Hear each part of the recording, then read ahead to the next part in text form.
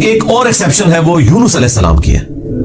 ان کے کیس میں تو اللہ تعالیٰ نے بالکل ڈیفرنٹ ایک فیصلہ فرمایا کہ یونس علیہ السلام کی قوم نے جب عذاب کے آثار دیکھے تو انہوں نے توبہ کی اور اللہ تعالیٰ نے ان سب کا ایمان قبول کر لیا. اور وہ قرآن میں آتا ہے کہ 1,00,000 سے بھی زیادہ لوگ تھے جو سارے کے سارے ایک دن میں مسلمان ہو گئے. یعنی یونس علیہ السلام کی سال ہر سال کی تبلیغ نے کوئی اثر نہیں دکھایا. جب عذاب کے آثار نظر آئے تو انہوں نے ایمان قبول کر لیا. یہ صرف یونس علیہ السلام کی قوم نہیں، باقی قوموں کے بارے میں بھی سورۃ الانبیاء میں آیا کہ جب کبھی بھی رسولوں کے مخالفین پر عذاب آتا تھا تو مخالفین اس عذاب کے وقت پہ چیخیں مارتے تھے اور کہتے تھے کہ یا اللہ ہمیں ایک دفعہ چھوڑ دے، اب ہم تیرے نبی کو مانیں گے. سب سے بڑا خبیث فرعون، اس کے بارے میں قرآن میں سورہ یونس میں ہی ہم پڑھ چکے ہیں کہ اس نے بھی موت کے وقت کہا تھا کہ میں ایمان لاتا ہوں موسیٰ علیہ السلام کے رب پر، بنو اسرائیل کے رب پر. اور پھر اللہ تعالیٰ نے جواب میں فرمایا آن، اس وقت اب ایمان لے کر آیا، اس وقت ایمان لانا تجھے کوئی فائدہ نہیں دے گا. جو جامع ترمذی میں بھی حدیث ہے کہ موت کے غرغرے سے پہلے پہلے توبہ قبول ہے. یہ جو موت کا غرغرہ ہے نا، یہ امتوں کے کیسز میں عذاب کے آثار کا سامنے نظر آنا ہے. وہ پوری قوم کے لیے موت کے غرغرے کا وقت ہے، اگرچہ وہ ان پہ نظر نہیں آئی ہے لیکن وہ اللہ کا فیصلہ ہو چکا ہے. وہ اب انہوں نے کنفرم مرنا ہی مرنا ہے. وہ آثار جب نظر آنا شروع ہوئے تو باقی قومیں بھی آہ و بکا کرتی تھیں، اس قوم نے بھی آہ و بکا کیا اور اللہ تعالیٰ نے ان کے کیس میں وہ سن لیا اور انہیں بچا لیا. اور جب یونس علیہ السلام واپس آئے وہ تو دنگ رہ گئے کہ یہ کیا ہوا، میں تو انہیں عذاب کا وعدہ دے کے گیا تھا، یہ سارے کے سارے زندہ سلامت ہیں. اور اس سے بڑھ کر ان کو حیرانگی یہ ہوئی کہ وہ سب کے سب لوگ ایمان بھی لے آئے. تو اب حضرت یونس علیہ السلام کو وہ غم تو بھول گیا کہ میرا دیا ہوا وعدہ پورا نہیں ہوا. ظاہر ہے ایک امبیرسمنٹ تو تھی کہ آپ قوم کو کہہ کے نکلے ہیں کہ اب تم پہ عذاب آئے گا اور عذاب نہیں آیا. تو امبیرسمنٹ تو حضرت یونس علیہ السلام نے فیل کی، لیکن اس کی کمپنسیشن اللہ نے اس حوالے سے کر دی کہ جو ان کا مقصد تھا وہ پورا ہو گیا کہ لوگ ایمان لے آئے. آپ سورۃ الاعراف میں، سورہ ہود میں بھی دیکھیں گے کہ جب کبھی قوموں پر عذاب آتا ہے تو اینڈ پہ وہ قوم کا پیغمبر عذاب دیکھنے کے بعد اپنی قوم سے مخاطب ہو کے کہتا ہے کہ میری قوم، میں نے تو بڑی کوشش کی تھی کہ تمہیں اس عذاب سے بچا لیتا لیکن تم خود گمراہی پر تلے ہوئے تھے. تو عذاب کے بعد بھی قوموں کا درد پیغمبروں کے سینے میں رہتا ہے، ایک نیچرل چیز ہے. رقیق القلب ہوتے ہیں نا جو پیغمبر ہوتے ہیں. تو یہاں پر جب انہوں نے دیکھا سب ایمان لے ہیں تو ظاہر ہے کہ وہ ایک ہیپی اینڈنگ ہوئی ہے.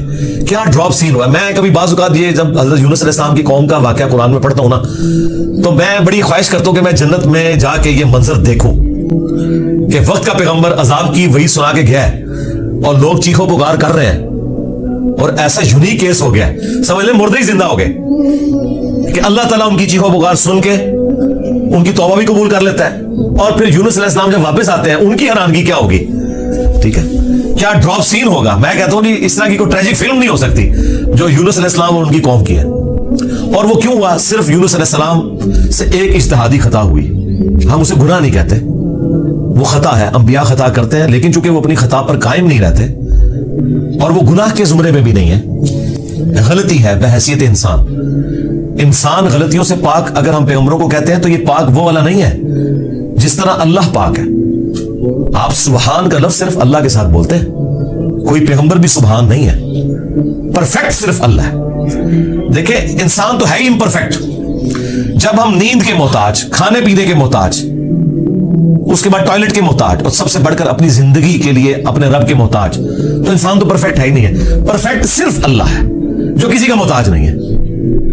غلطیوں سے پاک صرف اللہ ہے، باقی غلطی تو کسی سے ہو سکتی ہے. لیکن پیغمبر کو ہم جو کہتے ہیں نا کہ پیغمبر غلطیوں سے معصوم ہے، عصمت انبیاء کا عقیدہ، اس کا مطلب یہ ہے کہ وہ گناہ نہیں کرتے. خطا بہرحال ان سے ہو جاتی ہے اور خطا جب ہوتی ہے تو اللہ تعالیٰ ان کی ریمیڈی فرماتا ہے، ان کی اصلاح کرتا ہے. وہ اپنی خطا پر قائم نہیں رہتے، رجوع کر لیتے ہیں اور جب رجوع کرتے ہیں تو امت کے لیے وہ رول ماڈل ہوتے ہیں. آج کی ڈیٹ میں رسول اللہ صلی اللہ علیہ وآلہ وسلم معصوم ہے کہ اگر زندگی میں کوئی اجتہادی خطا ان سے ہوئی تو اللہ تعالیٰ نے اس کی ریمیڈی فرما دی اور پھر اس غلطی کو معاف کر دیا. وہ گناہ نہیں تھا، یہ ذہن میں رکھیے گا. گناہ اور غلطی میں فرق ہے. گناہ وہ ہوتا ہے کہ جو پوری وعید معلوم ہونے کے باوجود انسان وہ ایکٹیویٹی پرفارم کر لے. اجتہادی خطا یہ ہوتی ہے کہ وہ ایک ایسی صورتحال اس کے سامنے آئے جس میں اس کے سامنے دو آپشن موجود ہوں اور اس میں سے وہ ایک ایسا آپشن اڈاپٹ کر لے جو اللہ کی مرضی نہ ہو، اور جو اللہ کی مرضی والا آپشن ہے اسے وہ ترک کر دے. اور یہ وہ بدنیتی پہ نہیں کر رہا، اس کی سمجھ میں ہے ہی ہے اس کا آپشن، وہ نافرمانی سمجھ کے نہیں کر رہا. یونس علیہ السلام سے جو آپ سمجھ لیں اجتہادی خطا, جسے ہم گناہ نہیں کہتے, وہ یہ ہوئی کہ جب مقررہ وقت کے اوپر قوم یونس ایمان نہیں لے کر آئی تو یونس علیہ السلام نے انہیں کہا کہ اب 3 دن بعد عذاب آ جائے گا, جو اللہ نے وعدہ کیا تھا کہ یہ ان کا سمجھ لیں ٹائم اینڈ ہو رہا ہے, اس ٹائم لائن کے بعد عذاب آنا ہے. لیکن ساتھ یہ ضروری تھا کہ اللہ تعالیٰ کی وحی کا انتظار کرنا ہے اس علاقے کو چھوڑنے سے پہلے. تمام انبیاء جب قوموں کو وحی سناتے ہیں نا تو پھر اللہ تعالیٰ کی وحی کی اجازت کے بعد اس علاقے کو چھوڑتے ہیں. نبی اسلام نے بھی ہجرت دیکھیں اینڈ پہ کی ہے, ایویں نہیں, مطلب آپ خود سے نہیں نکلے, اللہ تعالیٰ کی وحی کے ذریعے نکلے. قرآن میں سورۃ الانفال میں آیا تھا کہ یہ جب کافر کہتے تھے نا کہ ہم پر عذاب کیوں نہیں نازل ہوتا, ہم نبی کا انکار کر رہے ہیں, تو اللہ تعالیٰ نے فرمایا کہ جب تک اے نبی تم ان میں موجود ہو ہم ان کو عذاب نہیں دیں گے. اللہ کی سنت ہے کہ جب کبھی کسی قوم کو عذاب دینا ہوتا ہے نا تو اس قوم میں سے انبیاء اور اہل ایمان کو الگ کرتا ہے, پھر باقی کی قوم پر عذاب آتا ہے. اور وہ اللہ تعالیٰ نے نکالا اور غزوہ بدر میں لا کے ڈبویا ان کو, جس طرح فرعونیوں کو اپنے محلات سے نکال کے سمندر میں غرق کیا تھا, مشرکین عرب کو اپنے گھروں سے نکال کر بدر میں ڈبویا صحابہ کرام کی تلواروں کے ذریعے. یہ عذاب استیصال کی ایک قسط ان پر آئی تھی. تو یونس علیہ السلام نے اسیوم کیا کہ ظاہر ہے کہ اس کے بعد عذاب تو آنا ہی ہے, لیکن ان کی شان اس سے بلند تھی کہ وہ وحی کا انتظار کیے بغیر نکل گئے. بس جب وہ نکلے, جس کشتی میں سوار ہوئے وہ کشتی جو ہے وہ بھنور میں پھنس گئی, اور ان کی اپنی ایک نارمز چل رہی تھی کہ اگر کشتی بھنور میں پھنس جائے تو یہ اس چیز کی علامت ہے کہ کوئی غلام اپنے آقا کی اجازت کے بغیر بھاگ کر آ گیا. پھر وہ قرآن اندازی کرتے تھے, اور جس کے نام قرآن نکلتا تھا اس کو فدیے کے طور پر وہ سمندر میں ڈال دیتے تھے. پہلی دفعہ قرآن اندازی کی گئی, بیلٹنگ, تو حضرت یونس علیہ السلام کا نام نکلا. ان کا نہیں, یونس علیہ السلام تو اس طرح ہو ہی نہیں سکتا. دوسری بار, تیسری بار, تینوں بار یونس علیہ السلام کا نام نکلا قرآن اندازی میں. تو یونس علیہ السلام نے, اچھا قرآن میں اشارتاً اس کا ذکر ہے, اسرائیلی روایتوں میں تفصیل کے ساتھ ہے, لیکن یہ بالکل قرآن میں فٹنگ بیٹھتی ہیں. یعنی آپ کو یہ تو بتایا گیا کہ یونس السلام مچھلی کے پیٹ میں, تو وہ مچھلی کے پیٹ میں پہنچے کیسے تھے؟ مچھلی کے پیٹ تک پہنچنے کے لیے تو آپ کو دوست چاہیے, نیچے ہے مچھلی, اتنی بڑی فیل مچھلی ہے, کوئی چھوٹی مچھلی کے پیٹ میں تو رہ نہیں سکتا بندہ. تو وہ حضرت یونس علیہ السلام کو انہوں نے سمندر میں پھینک دیا. یونس علیہ السلام نے خود ہی کہا, ان کو کلک کر گیا کہ یہ معاملہ میرے اینڈ پہ ہے. انہوں نے کہا بھائی مجھے پھینکو تم, مجھے سمجھ آ گئی ہے. ذرا فوراً کلک کر گیا کہ معاملہ خراب میرے سے ہی ہو گیا. وہ ان کو سمندر میں پھینک دیا تو اللہ کے حکم سے ایک مچھلی نے انہیں نگل لیا. یہ قرآن میں ہے.